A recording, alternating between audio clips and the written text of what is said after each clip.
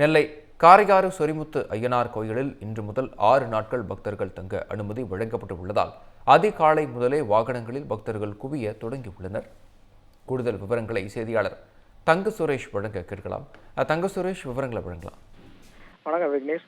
நெல்லை மாவட்டம் அம்பாசமுத்திரம் அருகே மேற்கு தொடர்ச்சி மலைப்பகுதியை காரையார் பகுதியில் அமைந்துள்ள சொரிமுத்து ஐயனார் கோயிலில் ஆடி அமாவாசை திருவிழாவானது வெகு விமரிசையாக ஆண்டுதோறும் நடைபெறுவது வழக்கம். இந்த ஆண்டும் அது வெகு சிறப்பாக நடைபெற உள்ளது. இதற்காக மாவட்ட நிர்வாகம் பல்வேறு ஏற்பாடுகளை செய்துள்ளனர். இத்திருவிழா கடந்த 3ஆம் தேதி கொடி கால்நாட்டுடன் தொடங்கி நாள்தோறும் சிறப்பு பூஜைகளும் நடைபெற்று வருகின்றன. வரும் 12ஆம் தேதி ஆடி அமாவாசை திருவிழா நடைபெறுவதையொட்டி இன்று முதல் தனியார் வாகனங்களுக்கு வன சோதனை சாவடியில் அனுமதிக்கப்பட்டுள்ளனர்.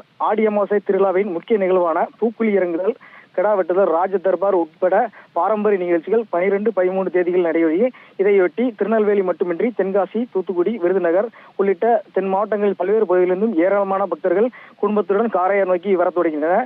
இன்று அதிகாலை முதலே பக்தர்கள் அதிக அளவு பாபநாசம் செக் போஸ்டில் வந்து இருந்தனால் தங்களது உடைமைகள், பொருட்கள் மற்றும் அடுத்த சில நாட்களுக்கு தேவையான பொருட்களை கோவிலுக்கு எடுத்துச் செல்வதற்காக இன்று ஒரு நாள் மட்டும் தனியார் வாகனங்களுக்கு மாவட்ட நிர்வாகம் அனுமதி வழங்குகின்றன. இதையடுத்து அதிகாலை முதலே 4 மணிக்கே தங்களது குடும்பத்துடன் சொந்த வாகனங்களில் சோதனை சாவடிக்கு வந்துள்ளனர்.